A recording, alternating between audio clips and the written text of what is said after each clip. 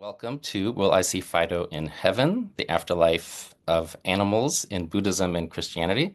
I'm Todd Ramon Ochoa. I'm a professor in the Department of Religious Studies here at the University of North Carolina at Chapel Hill, and I will be your host. I'm joined by Barbara Ambros and Bart Ehrman. Barbara R. Ambros is a professor of East Asian religions in the Department of Religious Studies here at UNC Chapel Hill, and a member of the Animals and Religion Unit of the American Academy of Religion. She's the author of Bones of Contention, Animals and Religion in Contemporary Japan, and has co-edited Buddhist Beasts, Reflections on Animals in Asian Religions and Culture, as well as Animals and Religion. Welcome, Barbara. Bart Ehrman is a scholar of the literature and history of early Christianity. He has taught at UNC Chapel Hill since 1988.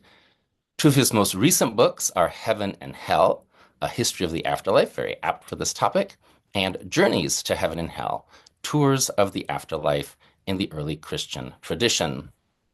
I will just remind folks that this event is a fundraiser for the Robert Miller Graduate Student Excellence Fund. We will drop a link to that in the registration that you received. There was also a link to that, and along the way during the webinar today, we'll make some links available for you to make a donation to the Miller Fund. The Miller Fund for Graduate Student Excellence honors exceptional academic work among graduate students and supports our graduate students in supporting the research at conferences and other scholarly venues, which is how they really start to get themselves moving in a professional life beyond the department. So anything you can give to the Miller Fund during this webinar, if you haven't already, will be extremely welcome. The person who makes the largest gift will receive free signed copies of Barbara Ambros's Bones of Contention, Animals and Religion in Contemporary Japan, and Bart Ehrman's Heaven and Hell, A History of the Afterlife. Our plan for today is to have Barbara lead us off with a discussion of animals and afterlife in Buddhism. That will be followed by Bart engaging Barbara with some questions. Afterward, Bart will speak for 15 minutes or so on animals in the afterlife in Christianity, at which point Barbara will then engage Bart with a series of questions. After that, we'll open up to a larger question and answer session, which I will be moderating based on questions that you submit in the question and answer link at the bottom of your screen. In that regard, we have the chat disabled. I don't know if our webinar participants can see chat at all, but what you'll see in the lower bar of your screen is a little Q&A button. By all means, at any time during the webinar, please drop a question in there, and I will be monitoring that. All right, without further ado, I will leave the next segment to Barbara. Thank you very much, Todd.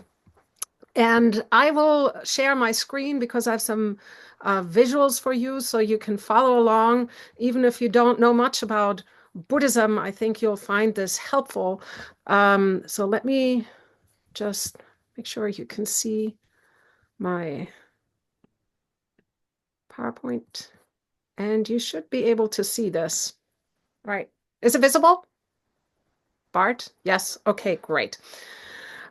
So let me introduce to you what the place of animals is in the Buddhist tradition as they think about, as Buddhists think about life and death.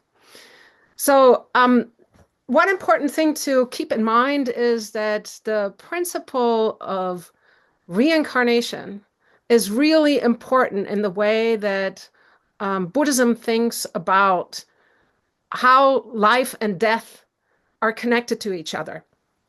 And when we think of life and death, often in Western traditions, we think of it almost like a linear thing that goes, you're born and then you die and then something happens after you die. That's your afterlife.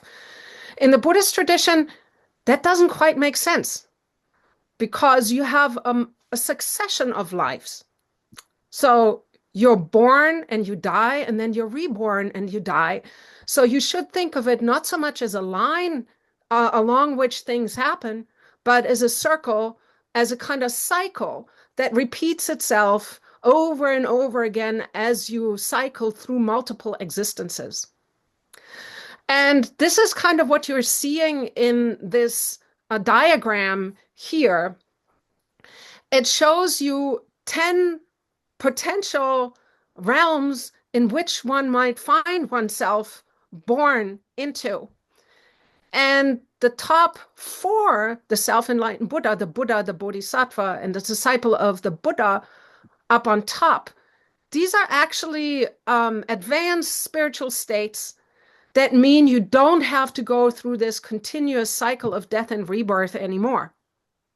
And the lower half has six realms, heavenly beings, humans, fighting demigods, hungry ghosts, animals, and hell. And out of these three on the bottom, one of them is animals, these three on the bottom are considered unfortunate realms, an unfortunate destiny. And being born as an animal is considered unfortunate. Unfortunate means that you get to suffer a lot. And you can see this visualized in the depiction of the animal realm here. If you look on the circle, in the circle here on the left-hand side, you can see that animals are eating each other, and a bird carrying a snake, a tiger tearing into an animal, a couple of animals tangling with each other, and then you see a horse and an ox just standing there to the side. But the implication is actually made clear in the variation that you see on the right-hand side, where they are packed with a heavy burden carrying stuff.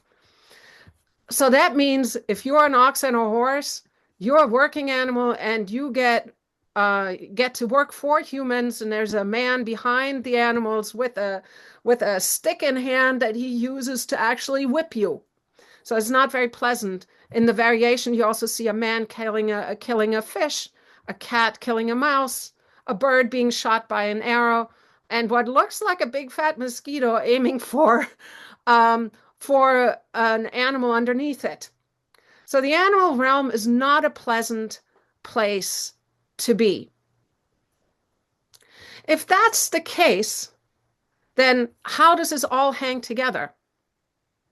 Well, even though it's not an unpleasant place to be, it doesn't mean that humans are uniquely different from all the other forms of rebirth, because as a human, if you do something, you might actually end up in one of the lower realms because it was a bad deed.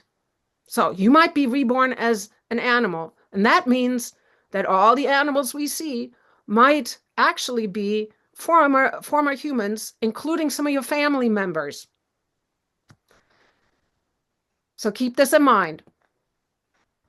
Oops. Let's see if we can do this. Nah. So here you see, for instance, an image that is from an early modern illustration. And the caption here reads, "It is said that monastics who break the 10 precepts and fellows who abuse cattle and horses in the world of samsara will all be born into the path of beasts." And you can see this illustrated where the animals, some of them still have human heads or human bodies, and they haven't quite fully transformed. They're before the judge of the underworld, and there's one sinner that's being weighed in a scale, and a hellish demon is standing by the side and weighing the sinner to make sure where he needs to land in the afterlife. What is interesting, though, is that this negative view of animals is always tempered by the idea that, as one text says, sentient beings in all 6 destinies have all been our fathers and mothers. If we were to slaughter and eat them, it would be the same as slaughtering and eating our own parents, as well as slaughtering and eating my own former body. So there is a strong sense that despite this difference, despite being in this unfortunate destiny, animals are actually very similar to humans in significant ways, and that humans cannot simply go out and mistreat them or kill them. But what does it mean in terms of the afterlife then? Buddhists have various kinds of ideas about what happens in the afterlife. So you could be reborn in one of the six realms, which probably will lead you to a place of suffering in one way or another. One way to sidestep this is to be reborn in near a Buddha, in a kind of realm that the Buddha with his power generates. And one of them is the Western Pure Land of a particular Buddha called the Buddha Amitabha. And that place is called the Land of Bliss. Now, the question is, when you look at this depiction here, that's based on some scriptures describing Amitabha's land of bliss, there's a lot going on. At the center, you see the Buddha Amitabha surrounded by all kinds of beings, bodhisattvas, and people being reborn on lotus flowers in a pond in front of Amitabha Buddha. Now, are there any animals in this realm? So that question actually comes up in some of the Buddhist scriptures that talk about Amitabha's land of bliss. And one passage says, in the land of bliss, you can always see different species of birds of many wonderful colors, like white cranes, peacocks, orioles, egrets, kavalinkara, and jivajava birds. These birds sing with harmonious, sweet sounds throughout the 6 periods of the day.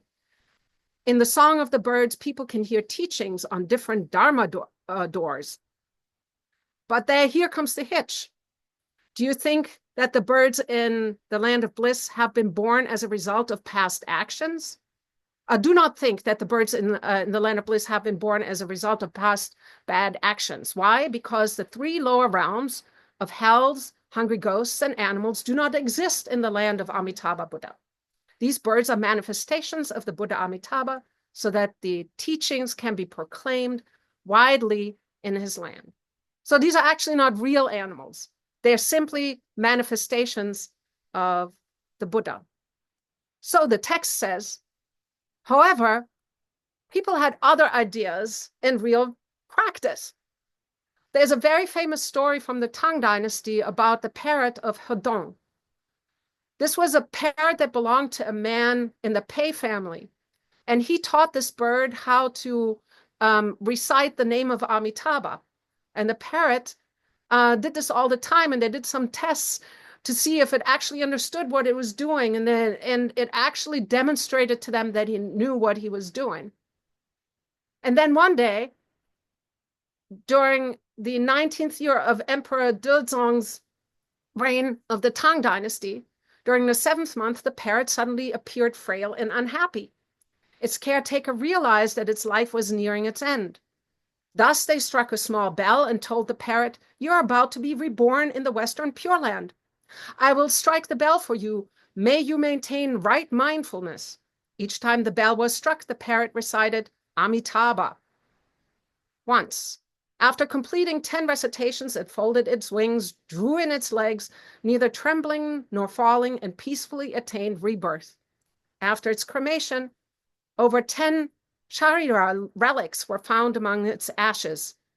The military governor Wei Gao even composed a biography for the parrot.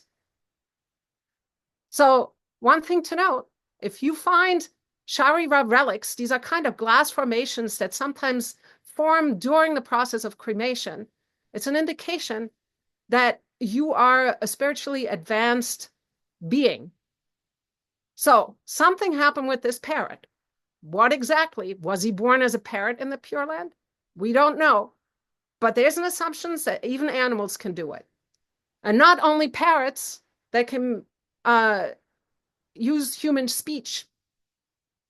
There's another story about a dog, a temple dog that comes from the early modern period in Japan, who howled along with the scriptures, hymns, and recitations of Amitabha's name. And the author concluded, who wrote down this tale, that through this karmic bond, animals such as this will be able to be reborn as humans. So even animals can better themselves, attain a better rebirth, such as a human birth or in the Pure Land. Another thing that animals can do, this comes from another scripture, is very interesting. This is the Golden Light Sutra, in which the Buddha, in one of his former lives, saved a whole bunch of fish that were in a pond that were about to die. And then what he did is he fed the fish, recited the 10 names of Ratnabhava Buddha, and preached the 12 links of dependent origination. You don't need to know what this is, but he preached to them. And because of this, they were reborn in a special heaven, Trayastrinsa heaven, soon after. And then they came back and showered Jalavahana, the Buddha's former self, with flowers. What's interesting here is when we look at the image that depicts them in their reborn form, they're no longer fish. They've become heavenly beings. So they have been transformed out of their animal bodies into a different kind of divine body even. So even animals can be reborn, they can turn into gods.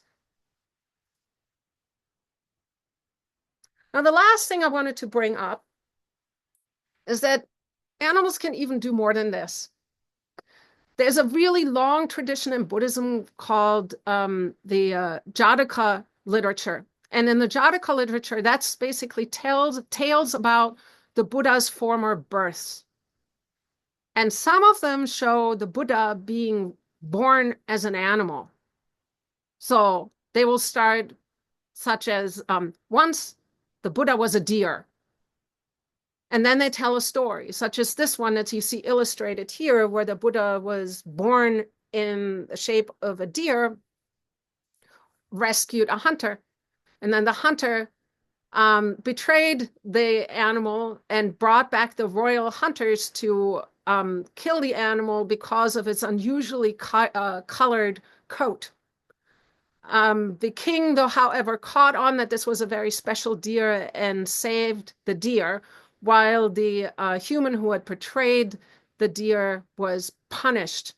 But you see this illustrated here in this medallion, which is actually quite old, from about 100 BC. So animals then have the potential to even become a Buddha or an enlightened one. And interestingly, some of the ritual texts that I'm currently working on that involve rituals involving animals to save the animals, some of the authors caution that human participants in this ritual should not look down on animals. And one of them says, yeah, you just never know. Who is going to attain enlightenment first? This animal that you see before you or you participant?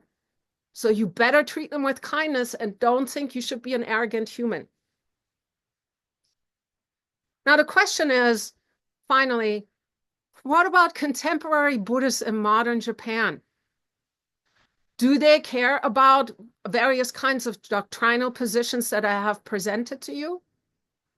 The answer is probably yes and no. They sometimes come up, but a lot of times people these days don't necessarily think about animals being reborn in some unfortunate realm, particularly not their pet dogs and cats, but they tend to look at them much more favorably. And often they depict them, and if you look at the tombstones for those animals, as little angels. And that's how they talk about them. And one Buddhist cleric I interviewed actually said, yeah, they're actually, no, they're not beasts that are born in the realm of animals. Our pets are little angels that help us and are really kind beings. So he did not want to talk about them in this way. You also notice that in contemporary Japan, it's pretty common, even at a Buddhist cemetery, to see a Buddhist pet cemetery, to see a mixture of different kinds of religious traditions represented, such as this pet grave for a cat that shows the cat as a little angels with a halo and a cross up above the cat.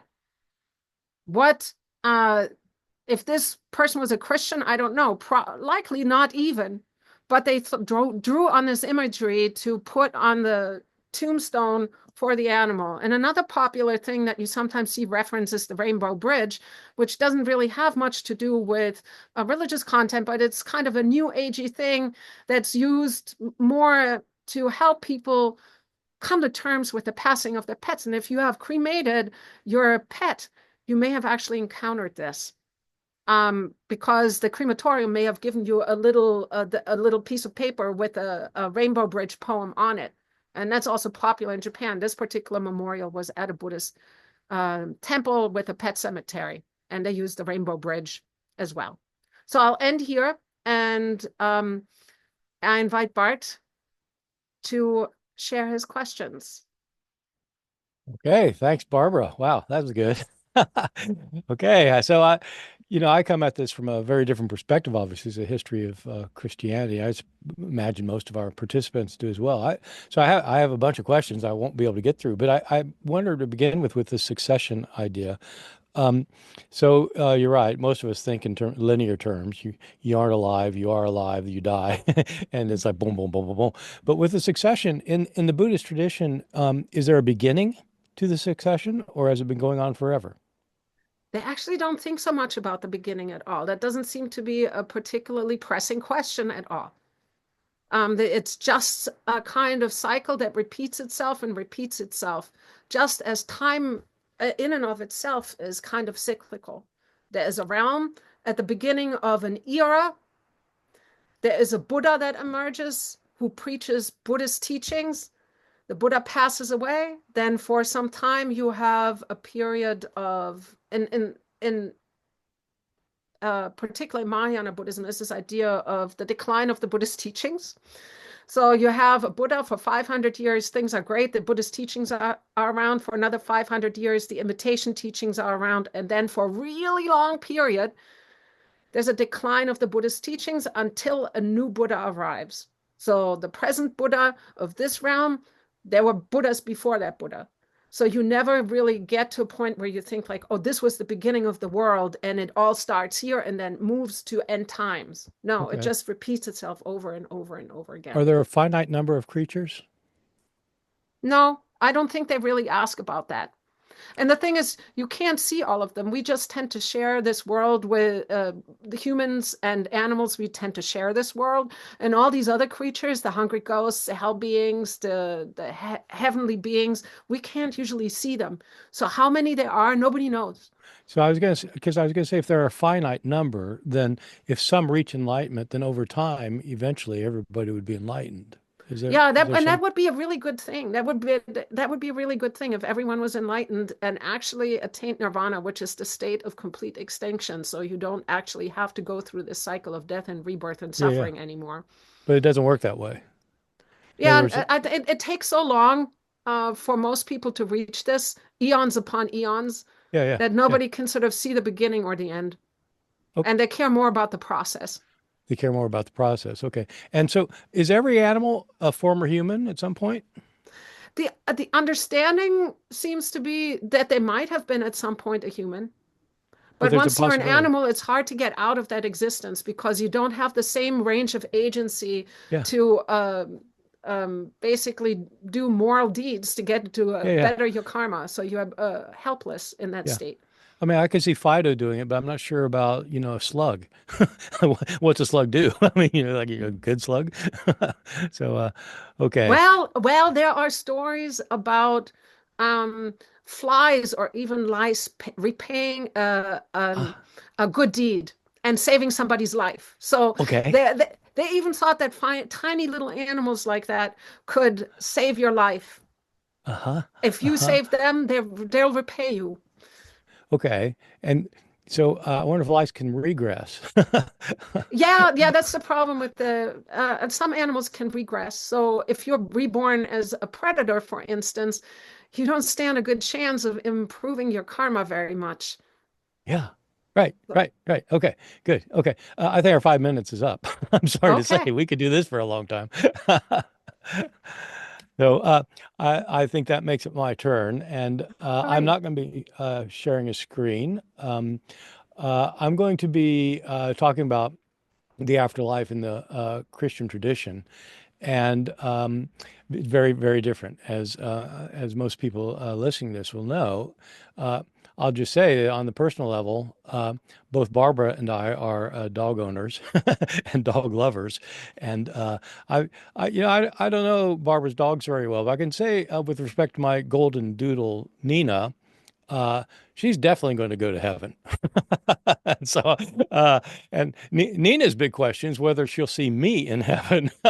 There's not much question about Nina. Uh, but so, apart from my personal situation with me and Nina, what do Christians say about the matter? About animals? Do they have an afterlife? Do they have a soul that lives on after their death? And in a way, kind of like Buddhism, I suppose, it's ultimately impossible to answer the question because asking what Christians think of the afterlife of animals is a bit like asking, what do Americans think about something? If what's the American view of vaccines, or abortion or gun control? Well, which Americans? And so with Christians, it's kind of like that. There are Christians with respect to most things, but including views of animal afterlife. There are very few denominations, Christian denominations today, that have any stated views about animals and the afterlife. And when you do see discussions even within denominations, there's often conflicting views about the afterlife of animals. Famously, in the Catholic Church, um, the longest reigning pope was Pope Pius IX in the 19th century, and he was pretty adamant that animals, apart from humans, do not have souls, and so they will not be having an afterlife the way humans will. But Pope Paul VI said, well, yes, they can. They're part of God's creation, and God's creation will enter into the afterlife, and so animals will have. And then Benedict, who is an animal lover, said, no, no, they won't. They're soulless. And so it goes. And these are popes. In the Protestant tradition, it kind of depends on whom you're talking to. Uh, Most of the books there are books written on, you may know, on the afterlife of animals, and most of the books written about whether animals have an afterlife, as you would expect, insist that they do have an afterlife, because not too many people are expecting to sell books by claiming that your beloved pet cat is not going to have an afterlife. They won't write a book like that because nobody will buy it. Nobody wants to hear that. So if you have books on the topic, it's because they're telling people something they'd like to know. And there are books like that. Uh, and they cite evidence for it, of course, within their own theological tradition. The Christian theological tradition, as sort of the standard Christian theological tradition, is very different from the Buddhist. It is a linear system where there is a beginning with the creation, and there's a sequence of events that happen where the world is created good, and then it becomes corrupt, and it begins with life and it ends with every human with death. But then there's going to be a something that happens at the end of time, and it is very linear. It is a very linear system, the one that is the most widespread over history. But there have been Christians, including Christian theologians, who have had more of a circular view, similar to what Barbara was laying out, similar in ways, including one of the most famous theologians, probably the most famous theologian of the first 300 years, the church father Origen, who also believed in reincarnation, and that it would take eons and eons and eons, ages and ages and ages before the whole thing ended. But he did think the whole thing would end because he knew as a Christian that there was a creation, and he thought there'd be a restoration. But his idea was that God created the world good, and God wants everything to be good, and nothing can go against God's will over the long haul. And so, even though there's evil in the world now among human beings, even though some people are wicked, some people learn the truth about God, and they enter into eternal life at their death. Most people don't, and so they get reincarnated. And God has this system of reincarnation where people just keep coming back until they finally get it. And in the end, everybody gets it. And so Origen had this view of reincarnation. It was never a central doctrine within Christianity. It was never the mainline doctrine. It was always on the margins. Um, it doesn't look like he was influenced by Eastern religion and in any East Asian religion in any way.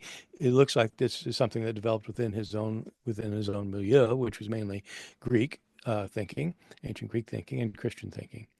But most Christians traditionally have not had that kind of, certainly not the reincarnation, although some still do. It's been a very linear. The world began, the world exists, the world's going to end, and then we enter into eternal life. Human beings begin at birth, they live their life, they die, and then they have some kind of afterlife. So very linear.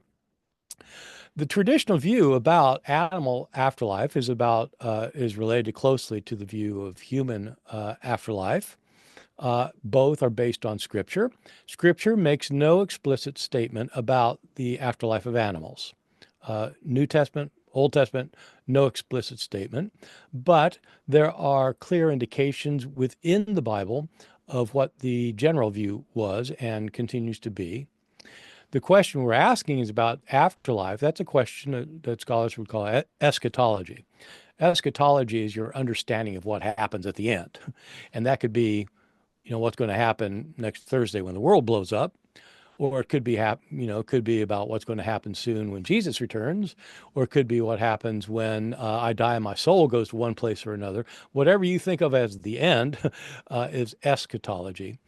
And in the biblical tradition that Christian theology is ultimately rooted on, the question of eschatology, what happens at the end, is related very much to what happens at the beginning. And so protology, the beginning of things, relating to eschatology. And the idea that has been around among scholars for a long time, that is, I think, maybe implicit in a lot of Christian thinking before scholars crystallized it, is that in Christian thinking, the end times equals the beginning times. Protology, or the other way around, eschatology equals protology. The idea being, kind of like Origins, that God created the world good and it's going to end up good because that's what God wanted. And you're not going to overcome God's wishes, even if you want to.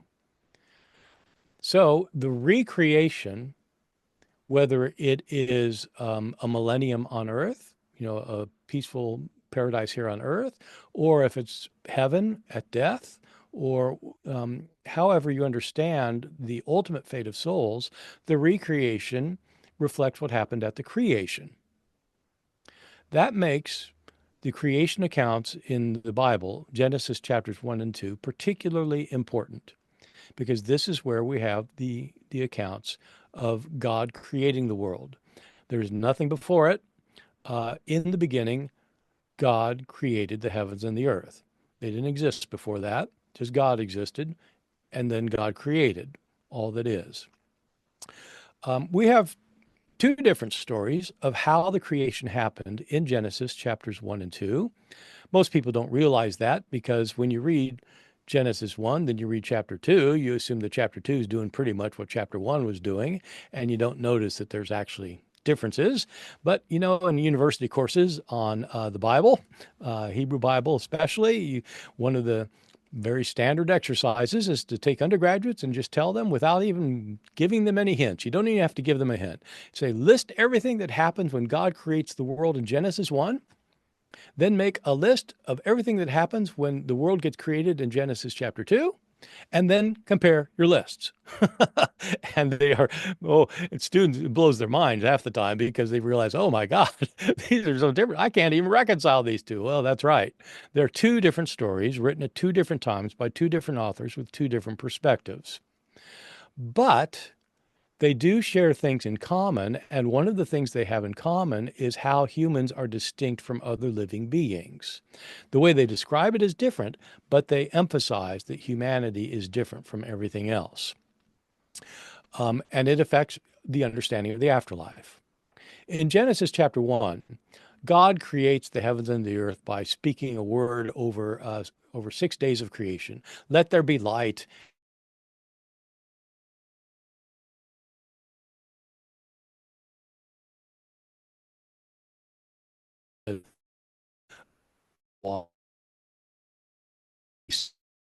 Creates plants, create thing on day 6, before he takes a day off on the Sabbath day on day 7. The final thing on day 6 is God creates humans. But unlike the other things, God says, let us make humans in our own image. Humans are made in the image of God, unlike everything else. Chapter 2 has a very different creation story where the sequence is different, for one thing. In Genesis 1, it starts in the kind of sequence you might think of scientifically. First you get material stuff, and then you get plant life, then you get animal life, and you end up with humans. So that's the kind of kind of like an evolutionary sequence. In Genesis 2, it's not like that at all. The first thing God makes is the human being. There's dust on the earth, apparently, and God doesn't create the dust on the earth. There's just like the earth is there. God takes the dust and he forms it into this humanoid creature that's just like looks like a little, clay statue of a human on the ground, but it's not alive. It's just a bunch of dust gathered together. But then God breathes into it. And when God breathes into it, it becomes alive. And so humans, unlike, well, as we'll, later, other things are created, but humans are the only thing that have the breath of God in them. This shows, by the way, when the Bible maintains human life begins. Human life begins when a person can breathe. It starts with Adam. After that, people are humans when they can begin to breathe. Animals are different. Animals don't have the breath of God in them. What happens in Genesis 2 is Adam's created, and then God realizes, he could use some help around here, and so he creates the animals to help. And none of the animals are really much of a partner for the man. And so God then puts Adam to sleep and takes a rib out of his side and creates the woman, Eve. Since the woman is of the same substance as the man, they both have the breath of life within them. And that's the breath of God. For both Genesis 1 and 2, the humans have some kind of divine essence, and animals do not. No kind of animal does. In the ancient world, anybody who is understood to be like God, to be God-like, to be really God-like, not just kind of like a really righteous person, but actually in some essential way to be like God, meant being immortal. You don't die. That's why in, say, in the Roman tradition, the founder of Rome, Romulus, he's taken up to heaven at his death, or he doesn't even die, he goes straight up to heaven, and he's made a god. Apollonius of Tyana, much later in the Greek tradition, is taken up to heaven and becomes a divine being. In the Christian tradition, Jesus goes up to heaven. He's a divine being. Animals are not taken up. Humans sometimes are. So the basic tradition that's been the majority tradition for most of Christianity is that because humans are distinct from animals in having a soul in them given by God. Soul, same word as breath. You can have the breath within you is the breath of God. You're made in the image of God. This makes you distinct from the animals so that you live on again. There have been different views of how that works within Christianity, whether you die and your soul goes to heaven, which is what most people think, or whether at the end of time there'll be a resurrection of the dead. Humans will have the breath breathed back into them by God. That applies only to humans. There are arguments people make for animals being in heaven, animals having an afterlife. If they're basing it on the Bible, they really are pretty much grasping at straws. But people will say things like, what about, the lion and the lamb will lay down together in paradise. or that in the final battle, Jesus, Christ in the book of Revelation comes forth riding a horse. Ah, okay, there are horses up in heaven.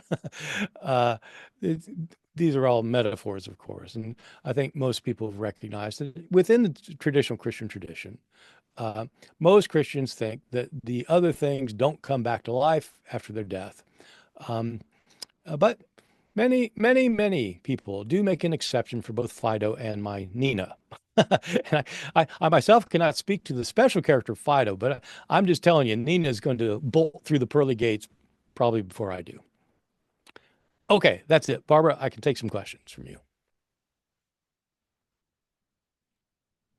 Thank you, Bart. That was fascinating. So many things going through my head. I was reminded of the ancient Chinese thinker Xunzi, who was a Confucian scholar. And he made an interesting comment on what the difference between humans, inanimate things, animals and plants and humans was. And it's very interesting. So the term that he used is also sometimes translated as breath or essence or life force or something like that. And that's chi. And he said, fire and water have chi. Plants have life. Animals have chi, life, and knowledge. And humans have all these three things, but they also have righteousness. Ah, So he made it about morality, yeah. which is a different kind of sense of distinction than what you're outlining. Although I would say some Christian thinkers also seem to connect the human souls with a morality. Isn't that true? Absolutely true. And it's because, in theory, it's the breath of God that's in you, but there's also the human side of it that can darken the light. And so we get a range. But yes, there's a morality absolutely involved with it. I mean, in the account where Adam has the breath of life, part of the problem is that he has the ability to do what God tells him to do, and the ability not to, and he and Eve decide not to. It's too bad for us. Yes.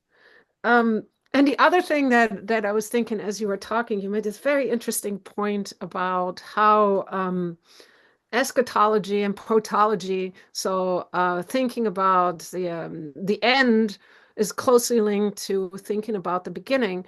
So a couple years ago, I did this project. So I've been working a lot on pet cemeteries and rituals to memorialize pets in Japan and East Asia. But I did a comparative project where I was looking at what's going on in the United States. How are people memorializing their pets? And a lot of times there's really not much formal involvement of religious institutions in that process.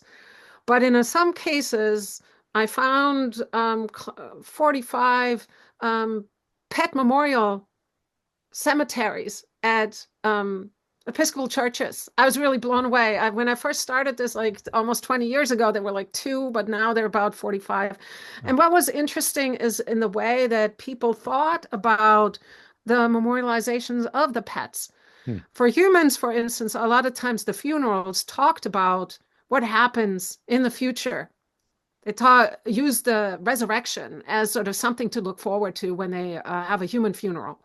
And especially in the Episcopal kind of liturgy for the funeral. But when I asked them, so what do you do for a pet? A lot of them turned to creation. Ah. So they talked about creation. And to me, that sort of when I heard your remarks, that sort of was a very nice circle where the two kind of are brought together. But Yeah. it was almost backward looking to sort of celebrate creation in the moment of the pet's death, and the human look forward to resurrection.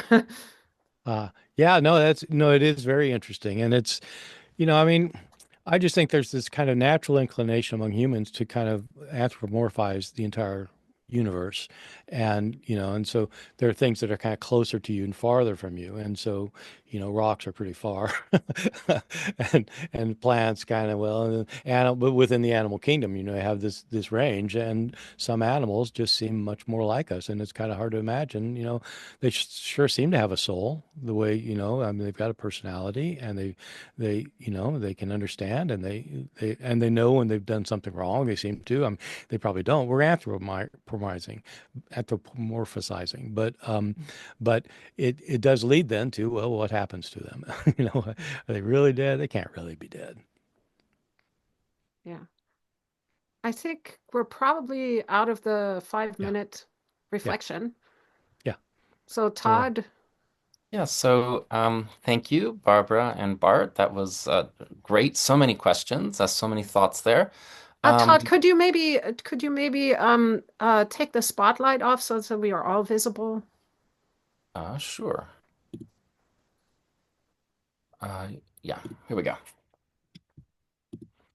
So, just before we get into the question and answer, I want to remind folks that this is a fundraiser for the Miller Fund for Graduate Student Excellence, and I have put a link in the chat to the Miller Fund if you would take a look there. And a reminder that we asked for a voluntary donation of $10 for the webinar, but by all means, feel free to give more. The Miller Fund allows our graduate students to travel to conferences and extend their professional training there. The largest donation will receive autographed books from Barbara and Bart. The question and answer button is in your lower part of your screen, and we'll start in. One for Barbara, I guess, coming back to maybe the back and forth you're having with Bart about animal agency in terms of reincarnation. And Kenneth Little asks a nice question. A butterfly came to visit me one day. It landed on me and stayed around me for a couple of hours. Two other people came to talk with me while the butterfly was visiting. The butterfly visited with them as well. It was all quite remarkable. At the end of the experience, I felt uplifted. This was a difficult period of life for me. Could this be considered a good moral deed by the butterfly? That's a really interesting question. And it's hard for us humans to judge. But if you look at Buddhist literature, they definitely think that animals can do good deeds and help people out.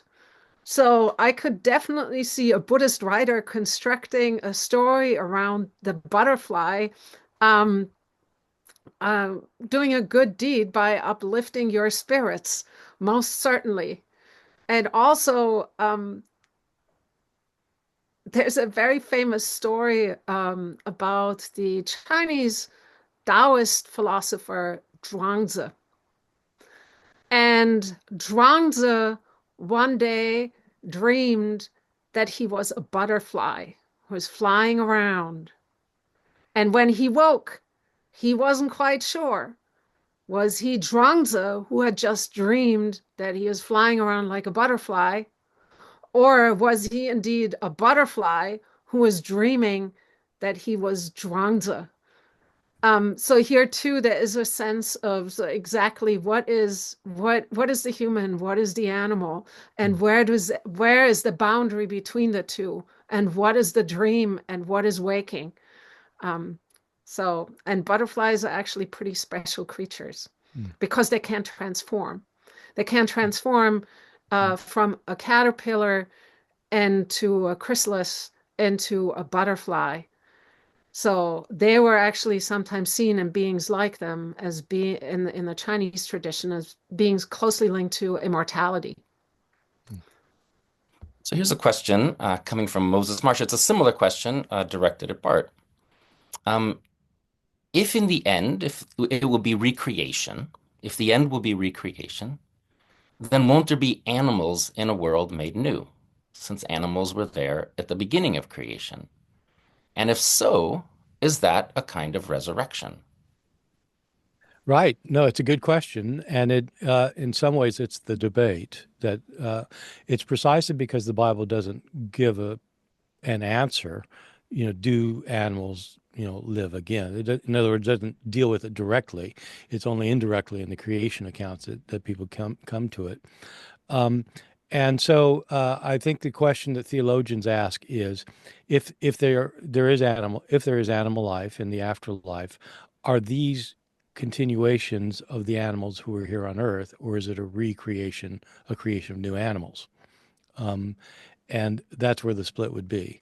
And I think, it kind of depends what kind of theologians you're talking about. I, um, very serious theologians are very serious philosophers and thinkers and things. They're just, they're not just not kind of spinning off ideas. They're actually getting down into things. And there are a lot of people who aren't theologians who are very serious thinkers who wonder about the implications of things like animal afterlife. If animals do live, if, Fido lives again, then what about my cat? My cat, what about the mouse? What about the mouse? At what point, if you've got 30 trillion bacteria in your body, which you do, are all they going to be resurrected? It's just like, at what point do you draw a line? And everybody at some point draws a line, just about everybody. And so the question is where the line is. So it's not a question where you draw the line. And so, yeah, that's one way of saying, yeah, we don't have an answer to this one. So here's a question about drawing the line, Bart, from John Evans. Doesn't the Jesus, demons, and pigs story in the Synoptic Gospels prove that animals have souls? If not, how could the demons enter them? And if they have souls, then isn't it plausible that they would have an afterlife? This person is referring to the passage, the first report in the Gospel of Mark about the Gerasene demoniac, and this Jesus is casting a demon out of this person. Turns out it doesn't have a demon; it has a legion of demons, like 600 demons inside of him. And Jesus cast the demons out, and they beg for him to not make them disembodied. That's bad. There's this herd of pigs. Can we go into the pigs? And yeah, so Jesus lets them go into the pigs. They go into the pigs, and the pigs run off the cliff and all drown in the sea. So I guess they don't have bodies, even though Jesus let them go into the pigs. So the question is, well, if they don't have souls, how can they get possessed like that? And again, as with everything, there can be, there are lots of answers to it. But one answer is they had souls that were infected by the demons. Another is they didn't have souls and the demons went into them, became their souls. And they were wicked souls. And that's why they ended up dying as they did. So I don't think that it's I don't think it's a slam dunk case for pigs having souls. It's also the other thing to point out is in the Christian tradition, sometimes people talk about the human being as having three parts: body, soul, and spirit. And there the question is which one lives on? The body doesn't in the traditional Christian. So, so maybe a pig has a soul but not a spirit, for example.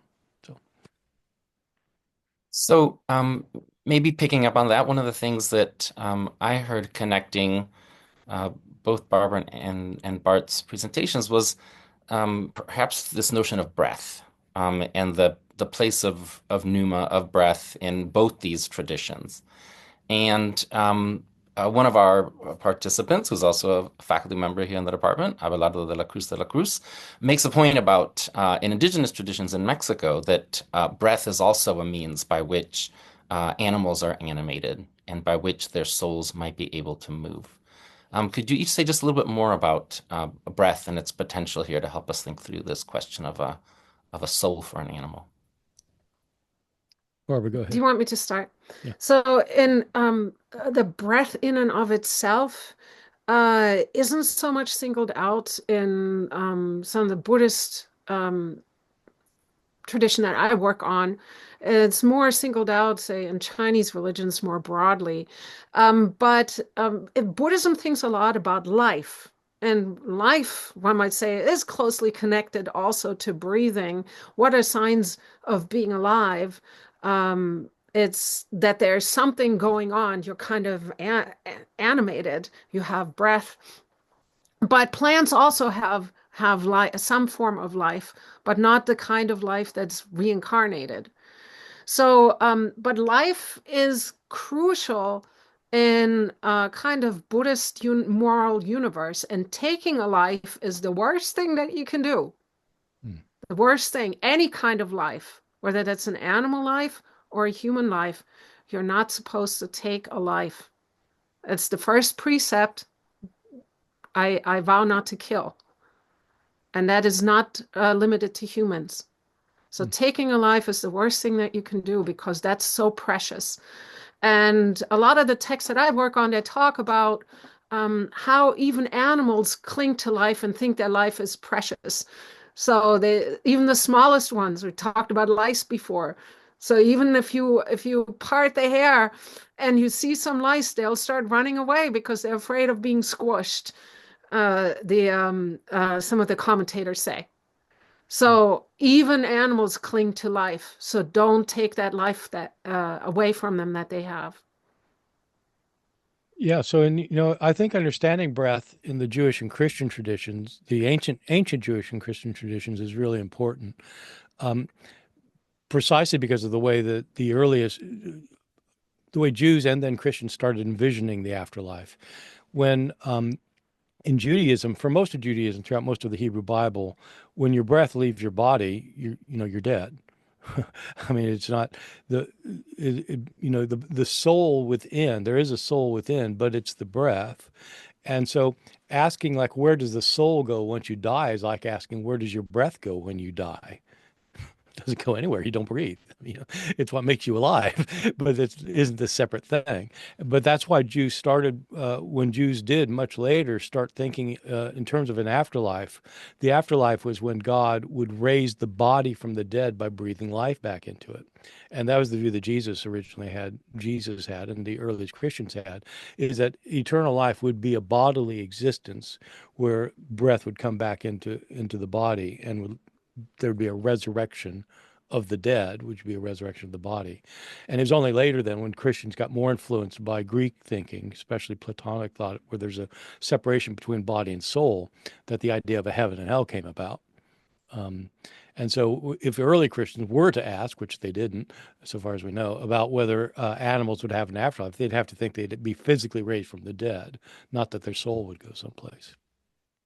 The question inspired by Pam Flynn. I won't read her question directly, but it's connected to a couple of things you've said. Barbara, you at one point said that there's a kind of admonition in a text that humans should not be arrogant and should care for animals.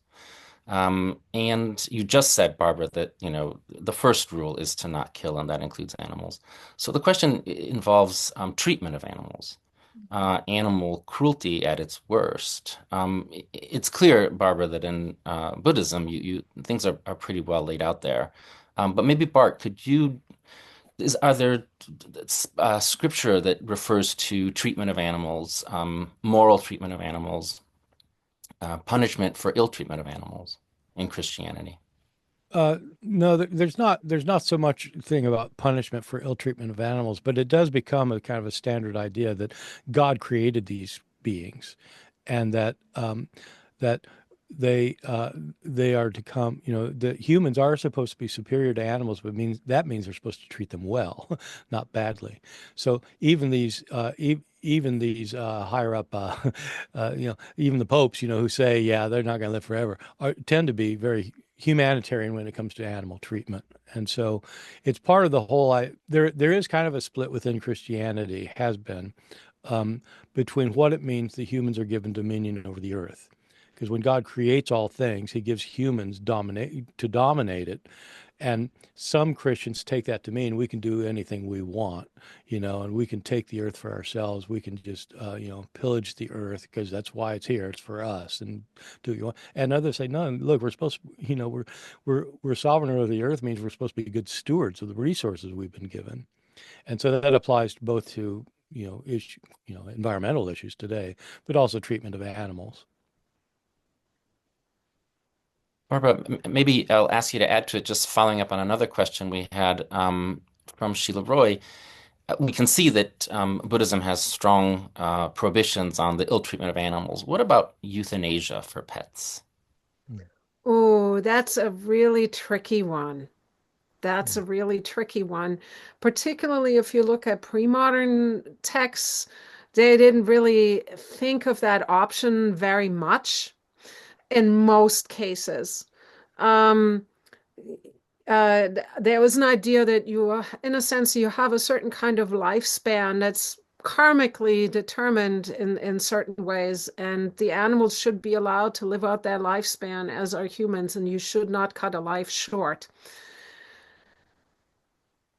There are sometimes certain Buddhist texts, particularly esoteric ones, that may make an argument that an animal that has committed a crime, or an animal or a human that are going to kill a lot of other people right now, and you just know this, that you, as an enlightened being, if you're an enlightened being, you could actually kill them.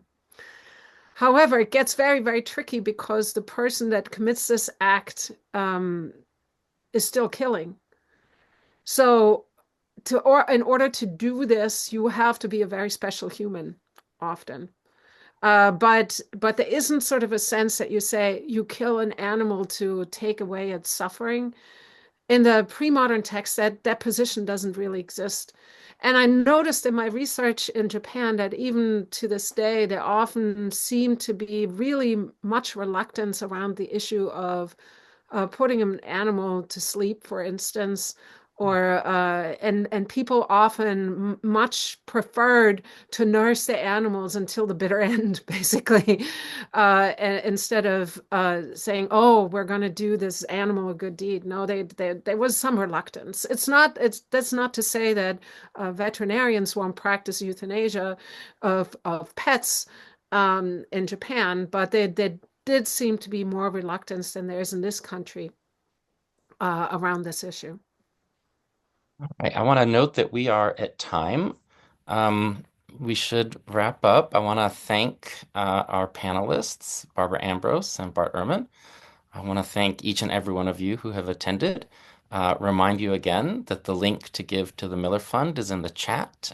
Each and every gift is welcome, is tax deductible, goes directly to the Department of Religious Studies Fund. Each and every penny is used to support graduate students in the development of their careers.